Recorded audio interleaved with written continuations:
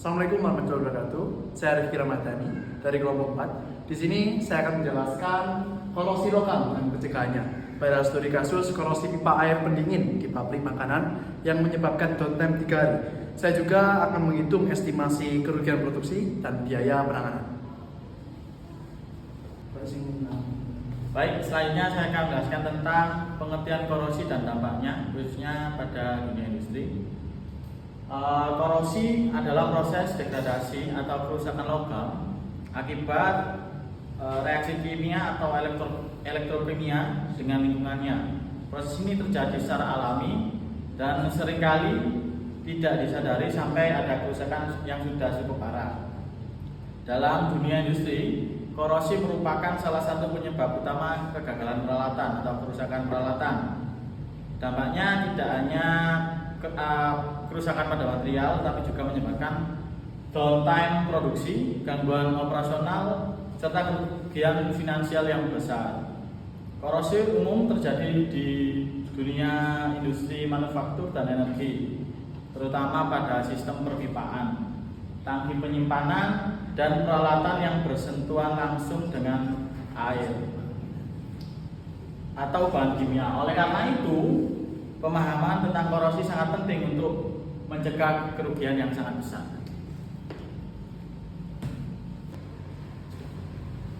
Pada slide ini saya akan menjelaskan tentang definisi mekanisme korosi.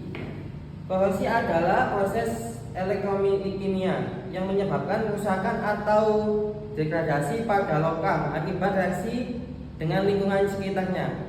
Secara alami memiliki kecenderungan untuk kembali ke bentuk senyawa yang lebih stabil, seperti oksida atau arat. Dalam proses korosi terdapat beberapa komponen, yaitu 1. Reaksi anoda. Pada bagian anoda terjadi proses pelepasan elektron, artinya logam mengalami oksidasi dan perubahan menjadi ion. Contohnya pada besi, Fe menjadi Fe2+ ditambah Fe-. Reaksi katoda. Elektron yang dilepaskan dari anoda akan mengalir ke darah katoda dan terjadi reduksi, biasanya melibatkan oksigen. 3. Elektrolit. Elektrolit adalah media penghantar ion, misalnya air yang mengandung garam atau zat terlarut lainnya. 4. Jalur aliran elektron. Mengalir anoda ke katoda melalui logam. Ini adalah contoh gambar dari reaksi anoda dan reaksi katoda. Faktor yang mempengaruhi korosi. Pertama adalah lingkungan. Semakin asam suatu lingkungan, maka reaksi korosi akan semakin, karena ion hidrogen mempercepat korosi logam. Jadi kombinasi faktor-faktor ini menentukan seberapa cepat suhu material akan mengalami kerusakan.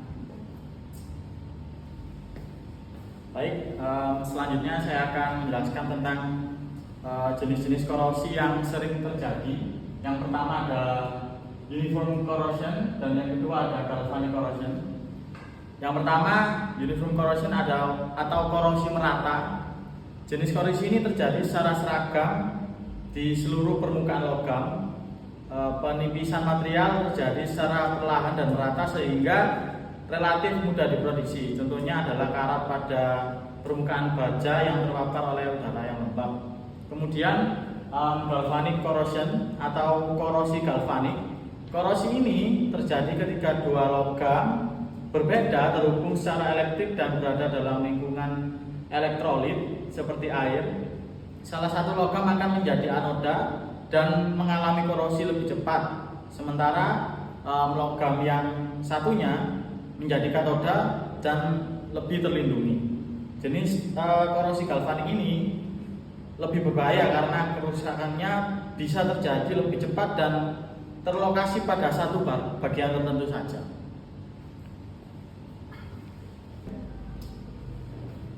Selanjutnya saya akan menjelaskan tentang metode yang dilakukan untuk mencegah terjadinya korosi. Yang pertama ada coating, bentuknya seperti epoksi, galvanisasi, kemudian ada inhibitor korosi, kemudian ada water treatment, dan yang terakhir ada produksi katodik. Saya jelaskan satu persatu. Yang pertama adalah metode coating seperti epoksi atau galvanisasi. Lapisan ini berfungsi sebagai pelindung yang mencegah kontak langsung antara logam dan lingkungan korosif. Kemudian lanjut ada inhibitor korosi, yaitu sebuah bahan kimia yang ditambahkan ke dalam sistem untuk memperlambat reaksi korosi. Selanjutnya ada water treatment, yaitu yang bertujuan untuk menjaga atau mengontrol kualitas air seperti pH, kandungan oksigen terlarut agar tidak mempercepat korosi. Selanjutnya ada yang terakhir proteksi katodik, yaitu teknik yang membuat logam yang dilindungi menjadi katoda sehingga tidak mengalami oksidasi. Dengan kombinasi metode-metode ini, laju korosi dapat dikendalikan secara signifikan dan umur peralatan atau mesin industri insya Allah dapat diperpanjang. Nah, di slide kali ini saya akan menjelaskan studi kasus. Studi kasus yang diangkat adalah terjadinya korosi pada pipa sistem perbandingan yang menyebabkan downtime atau berhentinya produksi selama 3 hari.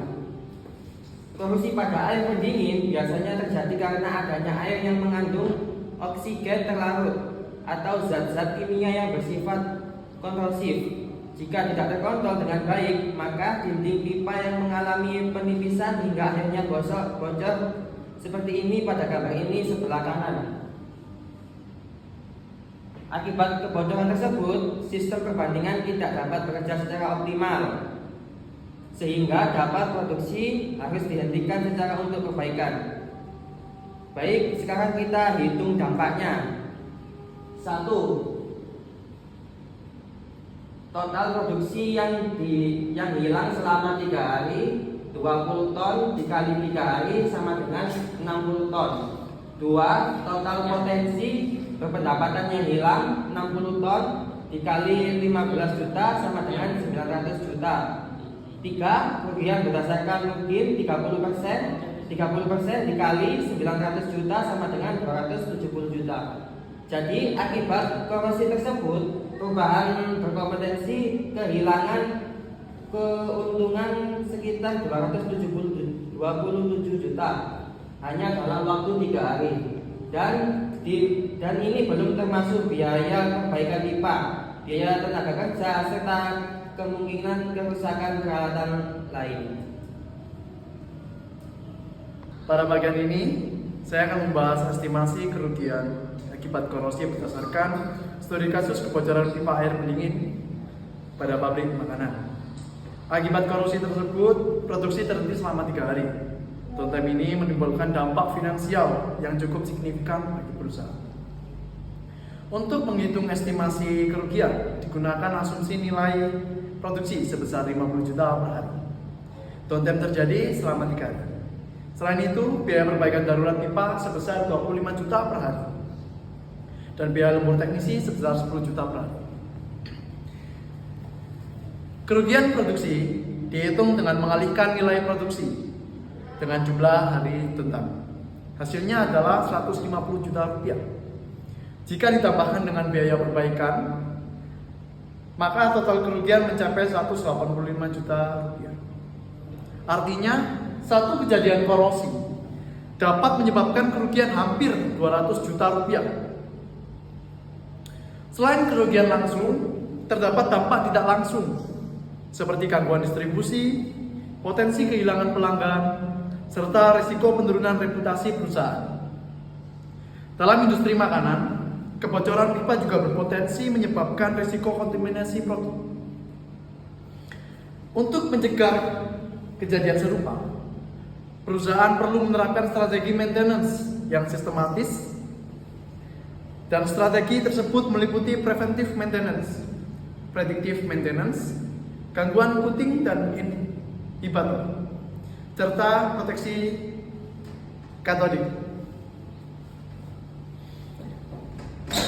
Yang pertama, preventive maintenance. Preventive maintenance dilakukan secara terjadwal melalui inspeksi rutin dan pengukuran ketebalan pipa. Menggunakan metode ultrasonic thickness test. Sedangkan predictive maintenance dilakukan dengan memonitoring jalur air dan korosi pendingin sehingga potensi kebocoran dapat dideteksi sejak awal. Jika dibandingkan biaya kegagalan mencapai sekitar 185 juta rupiah dalam satu kejadian. Sementara biaya pencegahan tahunan diperkirakan hanya sekitar 40 juta rupiah. Dengan demikian, investasi maintenance jauh lebih ekonomis dibandingkan menanggung kerugian akibat kegagalan. Oke, kesimpulannya, korosi bukan hanya masalah teknis, tetapi juga masalah ekonomi. Oleh karena itu, maintenance harus dipandang sebagai investasi jangka panjang untuk menjaga keberlanjutan operasional perusahaan.